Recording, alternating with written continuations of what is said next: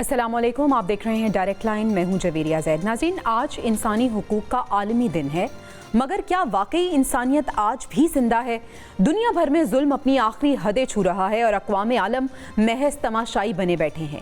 ये दिन तकाजा करता है कि हम अपने ज़मीर से सवाल करें कि क्या हम उन इंसानों के साथ खड़े हैं जिनकी आवाज़ नहीं सुनी जा रही, या हमने जुल्म के सामने अपनी ज़बानें खामोश कर रखी हैं। कश्मीर की बात करें तो दहाइयों से मासूम लोग एक ऐसे महासरे में जी रहे हैं जिसे दुनिया देख कर भी ना देखने का फैसला कर चुकी है। घरों के दरवाजे टूटते हैं, ख्वाबों की खिड़कियां मिस्मार होती हैं, मगर आलमी ताकतें अपने मफादात के भारी बोझ तले कश्मीरियों की चीखों को दफन कर देती हैं। फ़लस्तीन की ज़मीन पर बहता खून अगर रंग बदल सकता है तो शायद दुनिया की आंखें खुल जाती, मगर अफसोस दर अफसोस इमारतें बारूद से जलती हैं, बच्चे मलबे तले दब जाते हैं। सवाल यह है कि आखिर एक कौम को अपने वजूद की कीमत इतनी लाशों में क्यों चुकानी पड़ रही है? जुल्म की ये रात कितनी लंबी होगी और इंसाफ का सूरज आखिर कब तुलू होगा? अफगानिस्तान में एक और जंग जारी है, बंदूकों की नहीं, उम्मीद और खौफ की।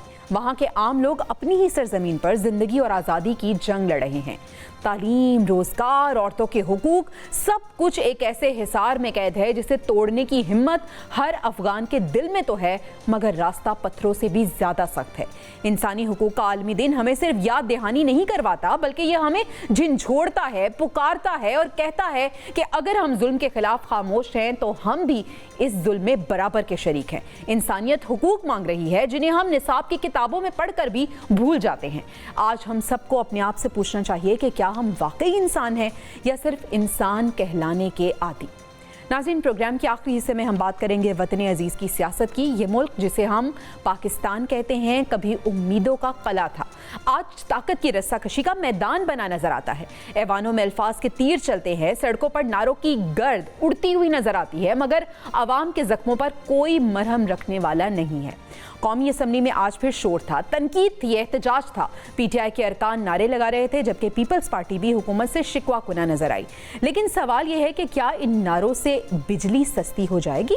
क्या एक दिन का एहतजाज महंगाई को उल्टा घुमाकर कम कर देगा, या ये सब सिर्फ वक्ती धुआं है जो चंद लम्हों बाद हवा में तहलील हो जाता है? मुल्क बहरानों में घिरा हुआ है, महंगाई, बेरोजगारी, इदारा जाती अदम इस्तेहकाम, सब कुछ बिखर रहा है, मगर सियासतदान वो आज भी अपनी सीटों और अपने बयानियों के गिर्द चक्कर काट रहे हैं। आज की डिस्कशन आगाज़ करते हैं। पैनल का तारुफ आपसे करा देती हूँ। मसूद रज़ा साहब ने हमें ज्वाइन किया है, इसके साथ साथ अब्दुल्ला हमीद गुल साहब हमारे साथ मौजूद हैं, और डॉक्टर शाज़िया अनवर चीमा, आईगर एक्सपर्ट, वो भी हमें ज्वाइन कर चुकी हैं। आप तीनों मेहमानों का शुक्रिया अदा करना चाहूँगी।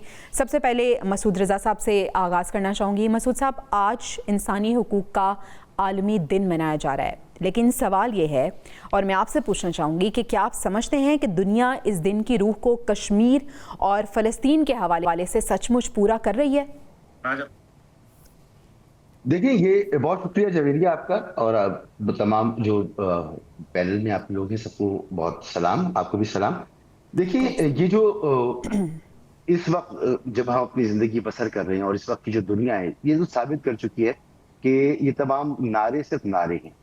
जब न्यू वर्ल्ड ऑर्डर तशकील पाया दूसरी जंग अज़ीम के बाद और दुनिया में इदारे बने, अक़वाम मुत्तहिदा का क़याम अमल में आया, तो अब तक अक़वाम मुत्तहिदा ने दुनिया के जो ताकतवर ममालिक थे उनके जो उनके जो इंटरेस्ट थे उनको प्रोटेक्ट किया है। और अब नजर ये आ रहा है कि अक़वाम मुत्तहिदा भी बेकार एक इदारा बन गई है। उसके झेली इदारे भी कुछ परफॉर्म नहीं कर पा रहे। इस वक्त माइट एंड राइट है। इस वक्त दुनिया जो है वो यूनिपोलर नहीं है, बल्कि अब जो है वो उसमें मजीद ताकतें जो है वो सर उभार रही हैं। चीन और अमेरिका है, उधर रशिया अपनी पावर को असर्ट कर रहा है दीगर ममालिक के साथ मिलकर। तो इस वक्त दुनिया में एक नए वर्ल्ड ऑर्डर की जरूरत है।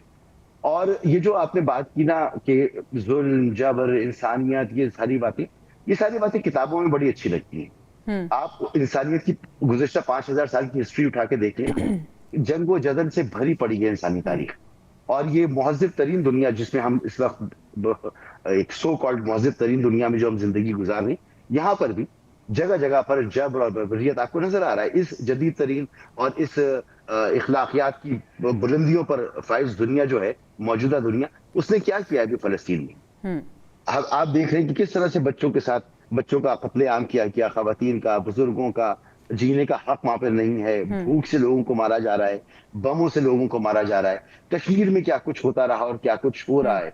सिर्फ यही नहीं, बल्कि आप अफ्रीका के ममालिक को देख लें, वहां पर जो खाना जंगियां रही हैं, आप एक तसलसल के साथ देखते चले जाए कि अमेरिका ने गुज़िश्ता अपने 50 सालों में जो जंगें की हैं, उन जंगों का क्या नतीजा निकला और किन बुनियादों पे वो जंगें की और उसमें कितनी अमवात हुई हैं। तो ये सब मैं तो ढकोसला समझता हूँ इन सारी सही। बातों को। असल में आपको अपनी कुव्वत को खुद जो है यकजहती के साथ, तरक्की के साथ, ताकत के साथ हर कौम को अपने आप को खुद इस काबिल बनाना होगा कि कोई उसके ऊपर जुल्म ना कर सके। सही। और अब्दुल्ला जहां हमीद गुल ऐसा नहीं है, साहब, आपसे सवाल ये करना चाहूंगी कि एक तरफ इंसानी हुकूक का आलमी दिन है, दूसरी तरफ हम देख रहे हैं कि आलमी तंजीम है, और तीसरी तरफ इस दुनिया के डबल स्टैंडर्ड है। सर, क्या वजह है कि कश्मीर और फलस्तीन को अब तक नजरअंदाज किया जा रहा है? बिस्मिल्लाहिर्रहमानिर्रहीम, बहुत बहुत शुक्रिया। कौन से हकूक और कौन सी इंसान, यहाँ तो जानवरों के हकूक के दिन होते हैं, यहाँ इंसान के हकूक कुछ नहीं होते। और ख़ास तौर पे यहाँ मुसलमानों के तो हकूक बिल्कुल नहीं होते। उनको इराक के अंदर 10 लाख लोगों को शहीद कर दिया जाए और बाद में कहा जाए कि वेपन ऑफ मास डिस्ट्रक्शन नहीं मिले थे, तो फिर कोई बात नहीं, मैं मुसलमान मर गए। अफगानिस्तान में आप डेजी कटर बम मारें, यानी कि ऐसे बम जो 600 मीटर तक सब कुछ ख़त्म कर देते हैं, और आप मदर ऑफ ऑल बॉम्ब्स डालें, लेकिन कोई प्रॉब्लम नहीं है। आप जो है वहाँ इंसानियत को उनकी खाल खींचते हुए देखें रोहिंग्या के अंदर, लेकिन कोई मसला नहीं है क्योंकि मुसलमान हैं। हाँ, ईस्टर्न तिमोर को आज़ादी मिल जाती है, वहाँ सूडान को 2 टुकड़े कर दिया जाता है, वहाँ आप देखें कश्मीर और फलस्तीन के अंदर, the world has become an economic animal, एक मुआशी जानवर बन के रह गए हैं। उनको ये नहीं फिक्र है कि वहाँ इंसानियत का कत्ले आम हो रहा है, अस्पतालों के ऊपर जो है बमबारी हो रही है, हामला औरतों को जो है नहीं बख्शा जा रहा, बच्चों के चीथड़े उड़ा दिए जाते हैं, और वहाँ साहिलों के ऊपर बच्चों की लाशें जो हैं वो इंसानियत को मुंह चिढ़ाते दिखाती हैं। लेकिन मसला यहाँ यह है कि क्योंकि यहूदी लॉबी जो है वो पैसे देती है, इस वजह से बस सब ठीक है, इसलिए आप आलमी दहशतगर्द कहलवा दिए जाएं इंटरनेशनल कोर्ट ऑफ जस्टिस की जानिब से, लेकिन फिर भी आपको यूनाइटेड नेशन में खिताब करता हुआ बेंजामिन नेतन्याहू मिलता है, जो इंसानियत के मुंह पे एक थप्पड़ रसीद कर रहा होता है। ये है वो सच्ची बात जो मैंने आपको बताई। अभी मसूद रजा साहब, तो मैं तो इनको बहुत ही पसंद करता हूँ, बड़ा इनका मुतकिद हूँ। मसूद रजा साहब ने जो है वो वर्ल्ड ऑर्डर की बात की। देखिए, 9/11 के बाद जो वर्ल्ड ऑर्डर था वो एक्चुअली एक डिसऑर्डर था, और उस वक्त के जो सदर जॉर्ज डब्ल्यू बुश जूनियर थे, उन्होंने ये कहा था कि ये क्रूसेड है, यानी कि एक सलीबी जंग है। बाद में उनके लोगों ने कहा कि नहीं, इनको तो मतलब नहीं पता था। कमाल है, अमेरिका के सदर थे और उनको सलीबी जंग का मतलब नहीं पता था। बहरहाल हो गया जो होना था। मतलब अब यह है कि चाहे वो अल-फाशिर के अंदर, सूडान के अंदर मुसलमानों का कत्लेआम हो, लोगों का सत्यानाश हो, या किसी भी जगह, यहाँ एक बहुत अजीबोगरीब सूरत हाल हो गई है। जब दूसरी जंग अज़ीम के बाद जब लीग्स ऑफ द नेशंस जो थे वो नाकाम हुए और दुनिया के अंदर अमन और अमान नहीं कायम कर पाए, तो वो खत्म करना पड़ा और यूनाइटेड नेशन ने जन्म लिया। लेकिन आज यूनाइटेड नेशन के ऊपर सवालिया निशान उठ रहे हैं। आज गजा के अंदर मुआहदा होता है, और मजे की बात है कि उसमें गजा की नुमाइंदगी करने वाला कोई फलस्तीनी मौजूद नहीं होता। ये कितना, इससे बड़ा खिलवाड़ इंसानियत से क्या हो सकता है। हाँ, अगर इंसानियत को किसी ने पहचाना, मैं सलाम पेश करता हूँ आलम इस्लाम के ममालिक को, पाकिस्तान को सलाम पेश करता हूँ जिसने बात की इंसानियत की, जो आज भी ये कहता है कि बैनुल मज़ाहिब के जो है वो मामलात करता है। किसी दूसरे मुल्क में इंटरफेथ हार्मनी के ऊपर कोई काम हुआ है? किसी ने पूछा है कि न्यूजीलैंड के अंदर वहां एक आदमी उठता है और वो भून के रख देता है मुसलमानों को, मस्जिद में पढ़ते हुए नमाजियों को, लेकिन कोई परवाह नहीं है। कतर को, ये जो इस टाइम पे बात कर रहा है, एक छोटा सा कतर है, क्या गैरत है। मैं अभी क्योंकि दोहा फोरम में था, मैंने देखा कि वहां उन्होंने पूरी दुनिया के नुमाइंदगान को बुला के उन्होंने किस तरीके से आलमी मसाइल को जो है वो एड्रेस किया, और वो अफगानिस्तान के अंदर अमन का किरदार अदा करते हैं, वो हमास के साथ बातचीत को इनिशिएट इनिशिएट करते हैं, सूडान के अंदर जारी जो है मामलात को वो खत्म कराने की कोशिश करते हैं, वो सोमालिया के मामलात के अंदर करते हैं। तो ये देखें मुसलमान का किरदार कितना खूबसूरत है। और वही बात की गई कि जो एक तरफ इंसान हो और दूसरी तरफ खाना काबा ढाया जा रहा हो, तो इंसान को बचाओ, मेरा मजहब इतना खूबसूरत है। बिल्कुल सही सर, आपका पॉइंट आ गया। डॉक्टर शीमा, एक तरफ इंसानी हुकूक की बात होती है तो फिर इट शुड बी यूनिवर्सल, लेकिन क्यों इस दुनिया में कुछ आवाजें सुन ली जाती हैं, कुछ आवाजों को दबा दिया जाता है? देखिए, जैसे बाकी पैनलिस्ट बता रहे हैं कि जो हमारा सेकेंड वर्ल्ड वॉर के बाद का जो वर्ल्ड ऑर्डर है वो रूल बेस्ड ऑर्डर बनाया गया, और रूल के लिए जो विनर थे सेकेंड वर्ल्ड वॉर के, उन्होंने सारी की सारी जो है पावर अपने हाथ में रखी। तो किसी ने बड़ा अच्छा कहा, कल मैं सुन रही थी कि जो ये सेंचुरी है इसको वेस्टर्न पावर्स ने बिल्कुल भी सही तरीके से नहीं खेला और बहुत बुरी तरह से खुद भी नाकाम हुए और दुनिया को भी नाकाम किया। और इसमें एक चीज जो है वो बहुत इंपॉर्टेंट है और वो हमें समझनी चाहिए कि ये जो जुल्म और बर्बरियत है ये हिस्ट्री में पहली दफा नहीं हो रही है।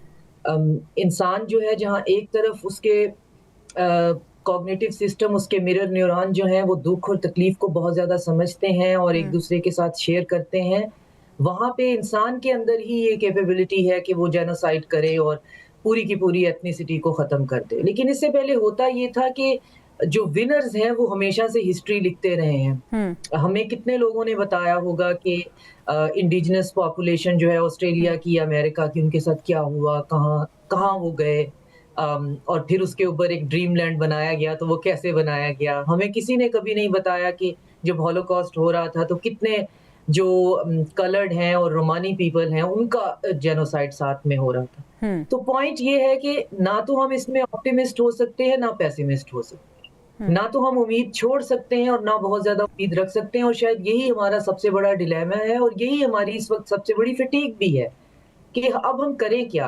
हम दुनिया में देख रहे हैं तो दुनिया फंडामेंटली चेंज हो गई। जो पब्लिक सेंटिमेंट है वो कभी दोबारा वैसे नहीं रहेंगे जो इस गजा जेनोसाइड के बाद जो है वो लोगों के हो गए हैं। मगर इसके बावजूद एक कंप्लीट इम्प्यूनिटी है। जिनके हाथ में ताकत है उनके अंदर आपको जीरो पॉलिटिकल विल नजर आती है। वो अपनी हिस्टोरिकल जो एक प्रेजेंस है उसके लिए भी कोई आपको फिक्रमंद नजर नहीं आते कि हम तारीख की किताबों कैसे लिखे जाएंगे। तो ये सिलसिला ऐसे ही चलता रहेगा। इसी वजह से अब नए वर्ल्ड ऑर्डर की जो जरूरत की बात हो रही है वो लॉ बेस्ड ऑर्डर होना चाहिए। बिल्कुल सही। लॉ होना चाहिए इम्प्लीमेंटेड हो सबके लिए, जो सबके लिए बने, जो सब उस पे अमल करे, सब पे लागू हो। ये जो रूल बेस्ड ऑर्डर है ना, इसने दुनिया को जहन्नम बना के रख दिया। बिल्कुल सही डॉक्टर शीमा, आपका पॉइंट आ गया। मसूद साहब, अफगान पाकिस्तान जो कॉन्फ्लिक्ट है वो तो अपनी जगह है, लेकिन अगर हम अफगान अवाम की बात करें तो वो भी जिस किस्म पुरसी का शिकार हैं, वहाँ पे भी जो इंसानी हुकूक पामाल किए जा रहे हैं वो हम सबके सामने है। इससे पहले जो डॉक्टर साहब ने गुफ्तगू की और अब्दुल्ला साहब ने गुफ्तगू की, दोनों ने बड़ी जबरदस्त बातें की। सिर्फ एक बात मैं कहना चाहूंगा कि हम बिल्कुल ये बात यकीन रखते हैं कि इस्लाम जैसा खूबसूरत मजहब और इसकी जो रवादारियां हैं और जो इसकी तालीमात हैं वो तो कहीं हमें नहीं मिलती। लेकिन आज मुसलमान जिन हालत में हैं, हमें अपनी निशाते सानिया की जो हम बात करते हैं, हमें जरा देखना चाहिए कि हमने खुद क्या किया इस दुनिया में। अच्छा। मुसलमान को मार रहा है, वो मुसलमान काफिरों से मदद ले रहा है और न सिर्फ अफगानिस्तान के अंदर बल्कि अपने पड़ोस मुस्लिम मुल्क के अंदर जो दहशतगर्दी कर रहा है। ना तो इसकी मजहब इजाजत देता है, ना इसकी कोई भी सिविलाइज माशरा इजाजत देगा। तो ये इंडिया तो एक दहशतगर्द मुल्क रहा है ना, उसने हमेशा दहशतगर्दी की है। पाकिस्तान का असली दुश्मन है, वो पाकिस्तान को कबूल नहीं करता। अफगानिस्तान के अंदर भी जरासीम रहे कि अफगानिस्तान ने पाकिस्तान के वजूद को कभी तस्लीम नहीं किया और वहां आने वाली कोई भी हुकूमत रही हो उसने कभी पाकिस्तान को जो है वो उससे अच्छे ताल्लुकात तस्लीम नहीं बनाया ना, कि पाकिस्तान ने हर तरह से कोशिश की। इसके बावजूद वहां पर नेशनलिज्म ज्यादा करीब कुर्बत से देखा जाता है बनिस्बत कि हम उम्मा की बात करें, हम उम्मा की बात करते हैं। तो हमें इस उम्मा के कॉन्सेप्ट से पहले निकलना होगा, पहले अपने आप को देखना होगा और जो दहशतगर्द है उसे बिला तफरीके रंग नस्ल और मजहब ये समझे बगैर कि वो कलमा गो तो वो भी थे जिन्होंने खाना काबा पर संगबारी की थी। तो कलमा गो होना काफी नहीं है, सही। बात ये कि कौन अमल किस तरह का कर रहा है। तो ये भारत का और इसका अफगानिस्तान का जो गठजोड़ है, ये अफगानिस्तान की इकोनॉमी एक वॉर इकोनॉमी है। वहां के जो लोग हैं, जो वॉर लॉर्ड्स हैं, वो चाहते हैं कि वहां के हालात खराब रहें, वहां पे बिल्कुल जंग को ऐसे ही है। जदल रहे, जिसकी वजह से उनको फायदा रहे। बिल्कुल ऐसे ही। और तालिबान की जिद ने अफगानिस्तान की जो मईशत है वो डुबो दी है। अब्दुल्ला साहब, माजरत, पहले स्लिप ऑफ टंग हो गया था। ये जो भारत अफगान गठजोड़ है, आप इसे किस तरह से देख रहे हैं पूरे खित्ते के लिए, खासतौर पर अफगानिस्तान के लिए, अफगानी अवाम के लिए कितना खतरनाक है ये? देखिए जवेरिया बीबी, बात यह है कि ये एक अननेचुरल अलायंस है, ये इनका कभी भी काम नहीं रहेगा। उसकी वजह यह है कि ये तो बुत शिकन लोग थे, आज बुत परस्तों के साथ गले लग गए हैं। इसका हरगिज ये मतलब नहीं है कि ये जो इनका रिलेशनशिप है ये कोई लॉन्ग लास्टिंग होगा। और इसकी वजह से अंदर का जो उनके तकसीम है वो भी अब खुल के सामने आएगी। उसकी वजह यह है कि जाहिर है वो अपने एंसेस्टर्स के जो मामलात हैं उनको वो खराब नहीं कर सकते। वो कुतुबुद्दीन ऐबक हों, वो अहमद शाह अब्दाली हों, वो महमूद गजनवी हों, ये उनको वो भारत वाले उनको इतने गलत अल्फाज इस्तेमाल करते हैं ऐसे हीरोज के मुतालिक, और ये इनके आबाओ अजदाद हैं। फिर इसी तरीके से जो आप देखें कि हिंदू कुश माउंटेन रेंज है 880 किलोमीटर तकरीबन, तो ये तो नाम हिंदू कुश उन्होंने रखा था ना, ये तो हमने नहीं रखा था। तो इससे आपको उनका जो ये अलायंस बन रहा है इसका आपको मुस्तकबिल पता चल जाएगा। दूसरी जानिब जो है वो उनकी इकोनॉमी का मामलात है। अब आप देख लीजिए, पहली बात है कि अगर वो पाकिस्तान की बंदरगाह को इस्तेमाल नहीं कर पाएंगे, जिसके लिए ऊपर अभी हमने पाबंदी आयद की है, तो दूसरी जानिब जो है वो ईरान से भी जो है वो चाबहार से नहीं कर पाएंगे, क्योंकि चाबहार के ऊपर अमेरिका ने पाबंदी आयद की हुई है। इसका मतलब है कि अगर वो एयर ट्रांसपोर्ट करेंगे तो एयर ट्रांसपोर्ट कितने उसको पड़ेगा। इस टाइम पे ऑलरेडी उनकी सब्जियां फ्रूट गल सड़ रहा है, और फिर इलाकाई जितने ममालिक हैं वो भी उनकी दहशतगर्दी पे तंग आए हुए हैं। खास तौर पे आप देखें ताजिकिस्तान में जो वाकया हुआ उस पर ताजिक हुकूमत ने बड़ा सख्त जो है मौकफ इख्तियार किया। चाइना के हवाले से जो है वो ETIM बैठी हुई है, वहां चाइना का बॉर्डर लगता है। अब वो देखें ETIM जो है वो चाइना के लिए खतरा है। UIM जो है वो अफगान जो उज्बेकिस्तान है उसके लिए एक नासूर बनी हुई है। इसी तरीके से जो क्या नाम है, मुझे जहन से निकल गया, जंदल, जैश जंदल, वो जो है वहाँ बैठा हुआ है और वो ईरान के अंदर मामलात करता है। पाकिस्तान के लिए TTP है, और इसी तरह से ISKP है, दाइश है, दीगर तंजीमें, जमातुल अहरार वहाँ मौजूद हैं। अफगानिस्तान के ये नुमाइंदे नहीं हैं जो इस टाइम पे हुकूमत में बैठे। मेरी अफगानिस्तान के अभी, क्योंकि मैं दोहा में था, तो मेरी वहाँ तालिबान मेरे पास आए मिलने के लिए, वो बड़ा मेरा एहतराम करते हैं अल्हम्दुलिल्लाह। मेरी वजह से नहीं, मेरे वालिदैन की वजह से अल्हम्दुलिल्लाह। देखिए अक्सर मसला यह है कि जब मैंने उनसे ये बोला, मैंने कहा देखो बात यह है कि तुम जो है वो चलो पाकिस्तान की हुकूमत से नाराज हो सकते हो, किसी शख्सियत से नाराज हो सकते हो, लेकिन स्टेडियम में जब मैच होता है तुम पाकिस्तानी कौम के खिलाफ खड़े हो जाते हो। भारत हमला करता है तुम कुफार के साथ खड़े हो जाते हो। तुम जो है पाकिस्तानी, जो जिन लोगों ने तुम्हारे लिए कुर्बानियां दी, तुमने क्या उनके लिए फातिहा कराई? क्या पाकिस्तान के नाम से कोई सड़क, कोई चौक चौराहा मंसूब किया? नहीं किया। कोई जवाब नहीं था उनके पास। हाँ, लेकिन मैं ये जरूर कहूंगा कि इस टाइम पे जो उनका नॉर्दर्न अलायंस था, जो मतलब एक जमाने में बड़ा मशहूर था, 27% उनकी नुमाइंदगी है अफगानिस्तान में। इसी तरह से अहले तशी जो है वो 11% है, और पश्तून जो है वो आबादी 45% है, और उसके अंदर भी बहुत बड़ी आबादी जो है वो पाकिस्तान के लिए अच्छे जज्बात रखती है। और मैं ये समझता हूँ कि ये नाजायज हुकूमत जो इस टाइम पे तालिबान की है, ये अफगानिस्तान के लिए भी एक नासूर बन गई है, ये पाकिस्तान के लिए भी एक खतरा है, और ये भारत को भी ले डूबेगी। और भारत के लिए आखिरी बात मैं ये कहूंगा कि भारत को बड़ी मोहब्बत उठ रही है, तो बसदे के हमें तो बड़ा खुश होंगे कि भारत अपने बॉर्डर खोले और वहाँ ये जो अच्छा अब्दुल्ला साहब, आपने बात की है कि ये भारत को भी गठजोड़ ले डूबेगा। डॉक्टर चीमा से सवाल ये करना चाहूंगी। डॉक्टर चीमा, ये जो गठजोड़ है ये भारत के लिए किस तरह से खतरनाक है, किस तरह से भारत को ले डूब सकता है ये?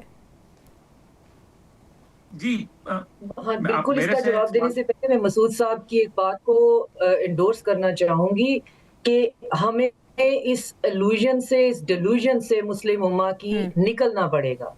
ऐसी कोई चीज जो है वो एग्जिस्ट नहीं करती है। रिलेशनशिप दुनिया में बायलैटरल है और वो बायलैटरल ही चलेंगे। उसमें अगली जो है वो नेशन जिसके साथ आपके रिलेशन है उसका रिलीजन क्या है ये मैटर नहीं करता है। और अगर मुस्लिम उम्मा नाम की कोई चीज होती, हम तो बहुत बहुत वक्त से कहते चले आ रहे हैं, लेकिन मुस्लिम उम्मा नाम की कोई चीज होती तो हम एक जेनोसाइड जो है वो 24/7 जो है वो ना देख रहे होते। और रिसेंटली जो है दोहा के अंदर एक कॉन्फ्रेंस हुई, आपके सवाल को उसके साथ मैं लिंक करती हूँ, जिसके अंदर ये बात हो रही है। और दोहा हमें पता है कि वेस्टर्न आइडिया की एक विंडो है, और वहां से हमें सारी जो है वो इंफॉर्मेशन मिलती है, तो हमें पता चल जाता है ग्लोबल नॉर्थ जो है वो क्या सोच रहा है, क्या करवाना चाह रहा है। और वो उस कॉन्फ्रेंस में, पूरी कॉन्फ्रेंस इस बात पे बेस कर रही है कि अफगानिस्तान की इकोनॉमी को स्टेबलाइज कैसे करना है, और सेंट्रल एशियन कंट्रीज जो के सारे मुसलमान हैं, उनको कैसे उनके साथ अलाइन करना है। तो ये बहुत अंडर द रेडार चली गई, लेकिन बहरहाल जो लोग फॉलो करते हैं वो देख रहे हैं। तो ये मुसलमान जो है, ये जब तक हम करते रहेंगे, खुद को इस इल्यूजन में डालते रहेंगे, हम मसले का हल, खास तौर पे जियोपॉलिटिक्स में हम बहुत ज्यादा नुकसान उठा जाएंगे। जहां तक आपका सवाल था कि जी इंडिया इसमें क्या कर सकता है, तो इंडिया वही कर रहा है जो इस वक्त जो है उसको सूट करता है। वो वहां पे टेररिज्म को हार्बर कर रहा है। तो इवन अपना जो उनका प्रोविंस है बंगाल का, उसके अंदर उन्होंने वहां पे रिसेंट रिपोर्ट्स हैं इंटेलिजेंस की के वहां पे उन्होंने वहां से वो लोग सप्लाई कर रहे हैं, वो बंगाली जो कि मुसलमान हैं, और वो अफगानिस्तान में ट्रेनिंग ले रहे हैं, और उनको फिर इस्तेमाल किया जाएगा पाकिस्तान के अगेंस्ट जो है। और जो पाकिस्तान के अंदर दहशतगर्दी है, उसके अंदर उनकी फैसिलिटेशन जो की जाएगी, और इससे पाकिस्तान की एक और मुसलमान मुल्क बांग्लादेश के साथ जो है वो फिर जो है वो खटपट करवाई जाएगी कि जी जब बंगाली जो है वो हमारे पास आके इस तरह करने लग जाएंगे। तो इस गठजोड़ से पूरा रीजन तो डेंजर में है ही, लेकिन हमसे जो एक डिमांड की जा रही है कि हम सिक्योरिटी स्टेबलाइजर बन जाएं, और हमें ये कहा जा रहा है कि आप सिक्योरिटी स्टेबलाइजर हैं इस खित्ते के, तो उसके लिए हमारी टॉक और हमारी जो डेथ काउंट है वो बहुत ज्यादा है। उसके लिए बर्डन शेयरिंग की जरूरत है, और बर्डन शेयरिंग हमें रीजन के मुसलमान और ना मुसलमान हर तरह के मुल्क से चाहिए, क्योंकि जो इकोनॉमी जो है वो रिलीजन की बुनियाद पर नहीं चलती है। तो उस हिसाब से सेंट्रल एशिया, ईरान, चाइना, सबको मिलकर हमारी इस बर्डन शेयरिंग करनी चाहिए, इंक्लूडिंग रशिया के एक आउटलायर जो है इंडिया, वो अगर इस खित्ते के अंदर इकोनॉमी को नुकसान दे रहा है, तो वो सिर्फ पाकिस्तान के अंदर ये नहीं कर रहा है, वो इस खित्ते के अंदर हर जगह पे इंस्टेबिलिटी, और वो एक सोर्स बना हुआ है बड़ी ताकतों का, जो कि इस खित्ते के अंदर तरक्की या इक्तिसादी तरक्की जो है वो पसंद नहीं करती हैं, या चाहती हैं कि उनको किसी तरीके से रोका जाए। तो जियो पॉलिटिक्स हमेशा एक एरियल व्यू से देखी जाती है। जब भी आप उसे एक टनल विजन से देखते हैं, यकीनन फिर आप कहीं ना कहीं किसी मेज में फंस जाते हैं, और फिर आप उसका जवाब नहीं मिलता। अगर गल्फ कंट्रीज के अंदर बैठकर ये बात हो रही है, और कॉन्फ्रेंसेस हो रही हैं कि अफगानिस्तान जो है उसकी इकोनॉमी कैसे स्टेबल करनी है, तो हमारे लिए बहुत बड़ा लम्हा फिक्रिया है कि हम कितने अपने बच्चे बॉडी बैग्स में वापस ला रहे हैं, और बजाय इसके कि दहशतगर्दी को खत्म करने के लिए जो कोई काउंटर टेररिज्म के लिए कोई मीटिंग हो या कॉन्फ्रेंस हो, तो इसका मतलब है कुछ ताकतें ऐसी जरूर हैं जो जिनके बारे में हमें समझना है। हमारे पावर कॉरिडोर में यकीनन सबको इस बात की खबर होगी, इस चीजों को अलाइन करने की जरूरत है। ठीक है, चीज़ों को अलाइन करने की ज़रूरत है। डॉक्टर शाज़िया अनवर चीमा साहिबा, बहुत शुक्रिया आपका अदा करना चाहिए, आपने हमें बहुत इंपॉर्टेंट पॉइंट दिए, और हमेशा जब भी हम आपको कांटेक्ट करते हैं, आप हमें अपना वक्त देती हैं, अपनी कीमती राय देती हैं। हमारे नाजरीन के बहुत से पॉइंट्स हैं जो आप क्लियर करती हैं, तो बहुत शुक्रिया आपका। नाजरीन, अभी हमें ब्रेक पर जाना है, लेकिन जब हम ब्रेक से वापस आएंगे तो हम बात करेंगे जो मुल्की सियासी केओस मचा हुआ है उसकी क्या सूरत हाल है। Stay with us. Welcome back नाज़रीन। मुल्की सियासी मंजरनामे पर पाकिस्तान तहरीक-ए-इंसाफ महवर बनी हुई है, मरकज़ निगाह बनी हुई है। हर रोज़ पाकिस्तान तहरीक-ए-इंसाफ को लेकर, बानी PTI को लेकर बहुत सी खबरें हम सुनते हैं, और बहुत सी बातें की जाती हैं, बहुत सी कयास आराइयाँ की जाती हैं, और फॉर्चुनेटली अनफॉर्चुनेटली वो कयास आराइयाँ वक्त गुजरने के साथ साथ सच साबित होती हैं। मसूद साहब, अब पहले हम देख रहे थे -1 की बात हुई, फिर गवर्नर राज की बात हुई, फिर गद्दारी के मुकदमे की बात हुई, अब बात हो रही है बानी PTI को जेल से मुंतकिल कर दिया जाएगा, किसी और फैसिलिटी में मुंतकिल कर दिया जाएगा। लेकिन चेयरमैन बैरिस्टर गौहर जो मफाहमत की भी बात कर रहे हैं, साथ ही साथ वो ये भी कह रहे हैं कि अगर एक माइनस हुआ तो बाकी कुछ भी नहीं रहेगा और हालात कंट्रोल में नहीं आएंगे। मुल्की सियासी मंजरनामे पर पाकिस्तान तहरीक-ए-इंसाफ की सूरत हाल और मुस्तकबिल इसका कैसे देखते हैं आप?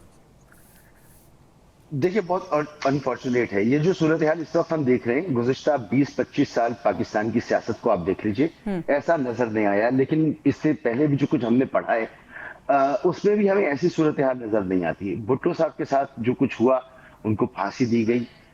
उसके बाद अगर कोई सख्त तरीन हालात में देख रहा हूं जहां पर मामला फंसे हुए हैं, तो शायद वो यही वक्त है। एक ही मुतालबा है इमरान खान से कि इमरान खान खामोश होकर बैठ जाएं, 2024 के इलेक्शन पे बात ना करें, हुकूमत की लेजिटिमेसी पर सवाल ना उठाए और नवाज शरीफ साहब की तरह अपनी जिंदगी गुजारें, अपने आप को माइनस कर लें और उनकी पार्टी जो है वो चलती रहेगी। वो पीछे बैठे लेकिन ड्राइविंग सीट पे वो आने की कोशिश अब ना करें, उनके लिए गुंजाइश नहीं है। तो इमरान खान इसमें तैयार नहीं है, ना तो वो मुल्क से जाने को तैयार है, ना वो बात मानने को तैयार है कि खामोश हो जाए। अब ये जो चीज है ना, ये बड़ी ट्रिकी चीज है। अगर आप इंसानी तारीख देखें, आप सियासी तहरीकों को देखें, तो ये जो एक इनकार होता है ना, ये वाकई रह जाता है। बाकी अब आप इमरान खान को लटका दें, आप मार दें, अल्लाह ताला उन्हें सेहत दे, जिंदगी दे। जो कुछ अब हो रहा है, जिस तरह से इलेक्शन हुए, ठीक नहीं थे इलेक्शन। उसके बाद जो तरामीम हुई उनमें आने वाले वक्तों में मैलाफाइडी ढूंढी जाएगी और इस वक्त भी उस पर बात हो रही है। इस वक्त जो कल जैसे उनकी बहनों के ऊपर वाटर कैनन से वो किया, तो मेरे ख्याल में इमरान खान साहब ने इस पूरे सिस्टम को चैलेंज कर दिया है। वो खुद को इनकलाबी समझते हैं और इनकलाबी रवैया उन्होंने इख्तियार किया है, तो उसकी कीमत जो है वो अब अदा कर रहे हैं इमरान खान साहब। और उसकी कीमत सिर्फ वो अदा नहीं कर रहे, बल्कि पूरा पाकिस्तान अदा कर रहा है। और अगर ये मामला आगे गए, फर्ज करें गवर्नर राज लग जाता है, फर्ज करें एक और मिलिट्री ऑपरेशन होता है जिसमें तालिबान भी और तहरीक इंसाफ दोनों लपेटे में आते हैं, तो ये जो मामला अवामी सतह पे खराब होंगे ना, इसका तजुर्बा हमें मौजूद है। बलूचिस्तान में हमने एक बार गवर्नर राज लगाया था, आज तक बलूचिस्तान कंट्रोल नहीं हुआ हमसे, और कुछ कमोबेश इसी तरह का मिजाज खैबर पख्तूनख्वा का भी है।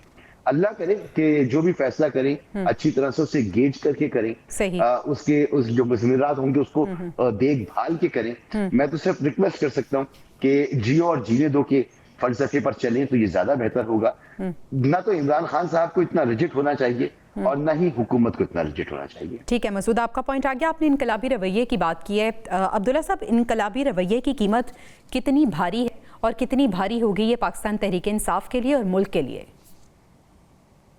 देखिए जवेरिया साहबा, बात यह है कि इनकलाबी रवैया जो है आप किसको कहती हैं? क्या वो इनकलाबी रवैया जो अपनी ज़ात के गिर्द जो है वो घूमता है? कौन सी तहरीक इंसाफ? जरा साइड पे करें ना, इमरान खान साहब को एक जरा साइड पे करें, मुझे बताएं क्या ये जमहूरी रवैयों पे पार्टी चल रही है? क्योंकि जमहूरियत के हिसाब से तो चेयरमैन जो है इलेक्शन कमीशन के हवाले से वो तो इस टाइम पे बैरिस्टर गौहर हैं। Where is he and what is his standing?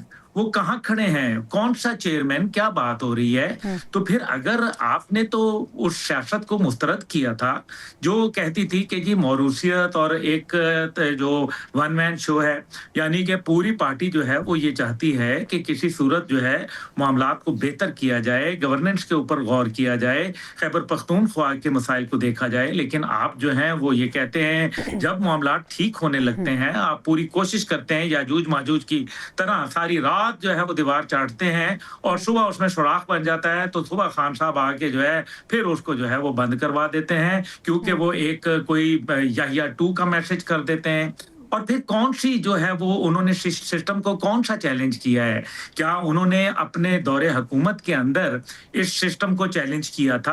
क्या वो चाहते थे कि पाकिस्तान में इंसाफ के हवाले से अदलिया के अंदर कोई इनकलाबी कदम वो लेके आए? कोई गरीब आदमी के लिए आपने शुरू में बड़ा अच्छा बयानिया दिया, क्या गरीब आदमी के लिए कोई खड़ा हुआ? क्या किसी ने जो है गरीब आदमी के इस्तेहसाल के लिए, जिसके बेटे को सरेआम मार दिया गया, जिसकी बेटी को जो है वो उसके साथ जुल्म और ज्यादती की गई, क्या उसके लिए कभी इस असेंबली के अंदर हंगामा देखा आपने? क्या लोगों को जो है एहतजाज करते देखा? नहीं देखा आपको। हाँ, एक तरफ आपको ये कॉमन मिलते हैं, जब इनके मुराद का बिल आता है पता चलता है कि उसमें होश रुबा इनको इजाफे मिले, उस पर सब जो है वो राजी बाजी हो जाते हैं। इसलिए पहली बात यह है कि ये इनकलाबी नहीं है, नहीं बिल्कुल इनकलाबी नहीं है। ये वो सूरत हाल है जो सकूत ढाका के वक्त जिस तरीके से मुक्ति बहानी के पीछे जो हाथ था वो भारत का था। आज जो ये कोशिश की जा रही है, कभी आप यहिया को जो है बात करते हैं, कभी आप जो है शेख मुजीब को हीरो बनाने की पेश करते हैं, वो तो उसकी कौम ने उसको मुस्तरद कर दिया, वरना आपने तो पूरी कोशिश की। आप जो है वो अपने फौज के हवाले से ये बात करते हैं कि जनाब वो तो पाक भारत मार्के के अंदर उनको तो कुछ कामयाबी नहीं। अलीमा खान साहिबा, अब मुझे ये बताएं, अलीमा खान साहिबा या उनकी बहनों का क्या किरदार है? क्या पार्टी के अंदर कोई ओथा है उनके पास? क्या उनके पास कोई मैंडेट है? तो फिर जिसके पास मैंडेट है, अब्दुल्ला साहब एक धड़ा कहता है कि पार्टी को इस नहज पे पहुंचाने वाली ही बहनें हैं इस मुश्किल में। नहीं नहीं, मेरे ख्याल में इमरान खान साहब सबसे बड़े दुश्मन हैं। इमरान खान साहब के सबसे बड़े दुश्मन वो खुद हैं। वो मामलात मैं आपको सही बता रहा हूं, क्योंकि मैं बहुत सारी चीजों का राजदार भी हूं, इसलिए मुझे इल्म है कि उनके साथ बातचीत बिल्कुल सही हो रही थी और ये मामलात जो है वो अच्छे हो जाते, लेकिन उन्होंने जो रास्ता है वो तसादम का अपनाया। मुझे बताएं, उनके मसाइल तो जवेरिया बीबी, उनके मसाइल सियासतदानों के साथ थे ना, तो फिर GHQ पे हमला क्यों किया उन्होंने? उन्होंने क्यों जो है वो कायदे आजम का घर जलाया? उन्होंने क्यों जो है वो मियां वाली एयरबेस के ऊपर हमला किया? ISI को जो पहली दिफाई लाइन है उसके जो है दफातर के ऊपर जो है हमला किया? क्यों किया? चागी के पहाड़ जो आपके मेरे मसूद साहब के लिए, नाजरीन के लिए बाइश इज्जत तो इफ्तिखार है, उनके मॉडल्स को क्यों जलाया गया? बताएं ना, कोई जवाब अगर इसका है तो जवाब दे दें। लेकिन मसला यहाँ ये नहीं है, ना वो इनकलाबी हैं, ना वो जो है कोई ऐसे कोई वो आके खड़े हो गए वो निजाम के खिलाफ। किस निजाम के खिलाफ खड़े हुए? उन्होंने क्या यहाँ कोई ऐसे सूद के खिलाफ खड़े हुए हो कि जनाब ये सूद को जो है मैं बैन करूंगा? कि रियासत मदीना की जो बात करते थे, देखिए ना, रियासत मदीना का नारा अच्छा अब्दुल्ला साहब, बहुत से सवाल ऐसे हैं जिसमें सिर्फ हम क्लूलेस नहीं है, बल्कि अगर हम पाकिस्तान तहरीक इंसाफ से पूछें तो उन सवालों के जवाब उन्हें भी नहीं पता। अभी हमें ब्रेक पे जाना है, ब्रेक से जवाब वापस आएंगे तो पीपल्स पार्टी की बात करेंगे, खास तौर पर बिलावल भुट्टो की बात करेंगे जो जरा खफा नजर आ रहे हैं। उनकी नाराजगी की वजह क्या है जानेंगे ब्रेक के बाद। Stay with us. Welcome back नाज़रीन, पीपल्स पार्टी की हम बात कर लेते हैं और ख़ास तौर पर मसूद साहब हम बिलावल भुट्टो की बात करना चाहेंगे। हुकूमत से कुछ वो नाराज़ नज़र आते हैं, जब भी वो गुफ्तगू करते हैं तो उनके लहजे में भी हमें वो नाराज़गी नज़र आती है, उनके अल्फाज में भी हमें वो नाराज़गी नज़र आती है। उन्होंने आज भी बात की कि DG खान की सीट तो हम जीते हुए थे, पता नहीं हम कैसे हार गए। इनकी नाराज़गी की वजह क्या है? पीपल्स पार्टी नेगोशिएट करती है हमेशा ऐसे हालात में जब हुकूमत कोई मुश्किल फैसला करने जा रही होती है, कोई बड़ा फैसला करने जा रही होती है। उनको नजर आ रहा है कि गवर्नर राज लगाने का इम्कान मौजूद है, खैबर पख्तूनख्वा में सूरत हाल मुख्तलिफ हो सकती है, तो वो एक बार्गेनिंग पोजीशन को समझते हुए उसको बार्गेन करने की कोशिश करते हैं। और ये आप ट्रैक रिकॉर्ड उठा के देख लें, इस वक्त मेरे ख्याल में बिलावल साहब जो है वो बहुत रेलेवेंट नहीं है। उनकी हैसियत जो है वो कोई ऐसी नहीं है कि वो मेक एंड ब्रेक वाली पोजीशन में बार्गेनिंग जो है वो थोड़ी बहुत करके और वो अपने थोड़े से रेट बढ़ा लेते हैं। अब्दुल्ला गुल भाई बड़े मोहतरम है मेरे लिए और बहुत शफकत से हमेशा गुफ्तगू फरमाते हैं, बड़े एहतराम करता हूं उनका। उन्होंने एक बात कही कि इमरान खान के पास कोई ओहदा नहीं है पार्टी का, बिल्कुल दुरुस्त का।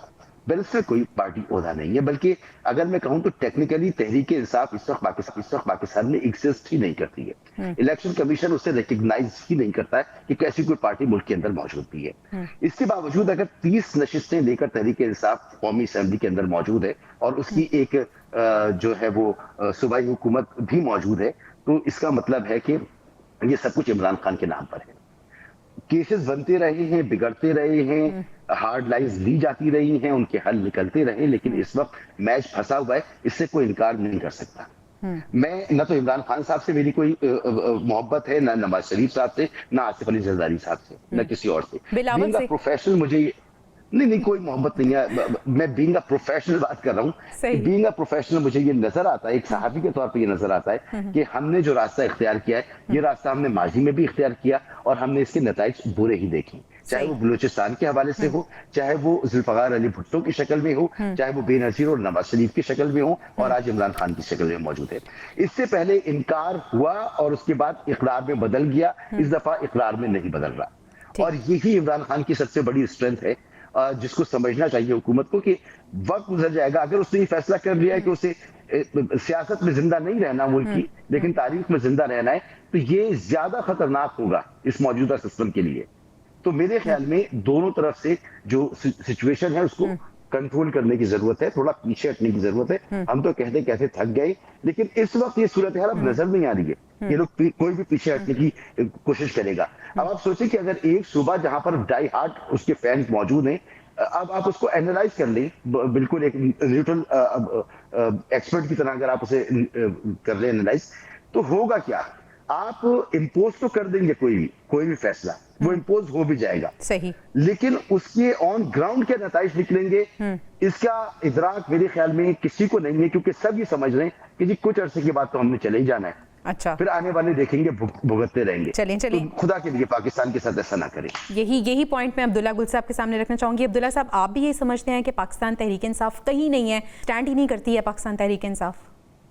नहीं, टेक्निकली नहीं है। देखिए, मैं बिलावल भुट्टो साहब के ऊपर पहले बात कर लूं। बिलावल भुट्टो साहब जो हैं वो इररेलेवेंट हो गए हैं बुनियादी तौर पे, और वो अपनी रेलेवेंस कायम करवाना चाहते हैं, अपनी ही पार्टी को वो बताना चाहते हैं, क्योंकि तमाम जो ओहदे मिले हैं उसमें बिलावल साहब को कुछ नहीं मिला। अगर और कुछ नहीं तो कम से कम वजीर आला सिंध लग सकते थे, लेकिन वो भी उनको नहीं मिला। वजीर आजम लगना चाहते थे, वो भी उनके लिए नहीं हुआ। ना वो गवर्नरों पे उनका इख्तियार है, पार्टी तो उनके वालिद साहब जो है वही उनके पास सब कुछ है, और या फिर वो अद्दी के हवाले से चल रहा है। बिलावल साहब जो है वो तो तू कौन मैं खामखा में जो है वो शामिल हो गए हैं। इस वजह से वो इस किस्म की गुफ्तगू करते रहते हैं ताकि वो एक पॉलिटिकल रेलेवेंस कायम रहे और उनका एक वजन जो है बिल्कुल बरकरार रहे। मैं बिल्कुल मसूद साहब से एग्री करता हूँ। दूसरी जानिब जो मसूद भाई ने जैसे फरमाया, देखिए मैं यही कह रहा हूँ कि पार्टी मौजूद है बिल्कुल, लेकिन तहरीक इंसाफ ने जो कोर्स ऑफ एक्शन लिया हुआ है ये कोई उनको फायदा नहीं देगा। बेहतर यह है कि वो सूबे के ऊपर तामीर और तरक्की के ऊपर किरदार अदा करें, ताकि लोग जो है। जी सर, मेरा कहने का मतलब यह है कि इलेक्शन कमीशन तहरीक इंसाफ नामी किसी पार्टी को रिकग्नाइज नहीं करता, तो इस वक्त टेक्निकली तहरीक इंसाफ के जितने भी ओहदेदार हैं उनकी कोई हैसियत, कोई वैल्यू नहीं है, ये पार्टी ही मौजूद नहीं है। तो आप इमरान खान से बात करें या बैरिस्टर गौहर से बात करें, दोनों बराबर हैं इस वक्त।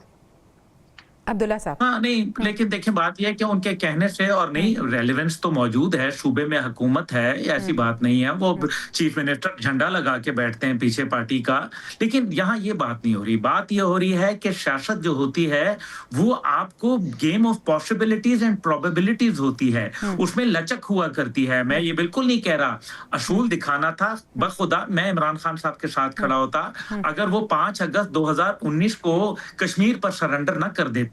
उसके अंदर वजीर आजम वो थे, अगर उनको कहीं से प्रेशर था तो उस टाइम पे वो कहते कि जनाब मैं कम से कम अपने साथ ये दाग नहीं लेके जाऊंगा। अगर उनके पास प्रेशर था तो वो 20 जनवरी 2019 को पहला पाकिस्तान का पासपोर्ट इसराइल जाने के लिए जारी ना करते। अगर उनके अंदर जो है वो बात होती और वो एस्टेब्लिशमेंट के सामने आके खड़े हो जाते और सिस्टम को चैलेंज कर रहे होते, तो वो 29 बिल एक दिन में पास करा के फखरिया ये ना कहते कि कौम का बाप जो है वो जनरल बाजवा है, ये कभी ना कहते अगर वो वाकई इस किस्म के सिस्टम को चैलेंज कर रहे होते हैं। मकसद यहाँ ये कहने का है कि वो अपनी सियासत के ऊपर दूसरे सूबों की गवर्नर, आप मुझे ये बताइए कि क्या जो है सूबा सरहद का म्यार जो है वो आपका क्या ख्याल है कि उसकी मिसाल दी जाती है पंजाब में? क्या उनके गवर्नेंस मॉडल की मिसाल दी जाती है किसी और जगह के ऊपर? तो क्या वजह है कि आज सूबे के अंदर जो गवर्नेंस इशू आ रहा है, जो कि पिछली 3 हुकूमतें उनकी हैं, तो तीसरी हुकूमत के अंदर में अब्दुल्ला साहब मैं शॉर्ट आंसर आपसे लेना चाहूंगी। गेम ऑफ पॉसिबिलिटी की आपने बात की, सियासत इसका नाम है। सर, कोई पॉसिबिलिटी आपको निकलती हुई नजर आ रही है मफाहमत की पीटीआई और हुकूमत के दरमियान? नहीं, इन रवैयों के साथ बिल्कुल नहीं होगी। और दूसरी सबसे बड़ी बात यह है कि मिसट्रस्ट डेवलप हो चुका है, क्योंकि इमरान खान साहब सुबह कुछ कहते हैं, शाम कुछ कहते हैं। उनकी हुकूमत के अंदर मैंने 235 यू टर्न गिने थे। तो जो आदमी अपने बात के ऊपर कायम ना रहे, कम से कम मैं मुख्तसर जवाब मसूद साहब से भी ले लेते हैं। मसूद साहब, एनी पॉसिबिलिटी मफाहमत की? नहीं, कोई पॉसिबिलिटी नजर नहीं आ रही है। मामला बहुत आगे जा चुके हैं और मेरा नहीं ख्याल कि कोई भी पीछे हटेगा। इमरान खान पीछे हटेंगे, उनकी सियासत ढील हो जाएगी और मेरे ख्याल में एब्सोल्युटली नॉट, उन्होंने तारीख में जिंदा रहना है। एब्सोल्युटली नॉट फिलहाल। चलें, इसी नोट के साथ अपने प्रोग्राम का इख्तिताम करते हैं। मसूद साहब और अब्दुल्ला साहब का शुक्रिया अदा करना चाहूंगी। नाज़रीन, इंशाअल्लाह से कल मुलाकात होगी। अल्लाह ने के बाद।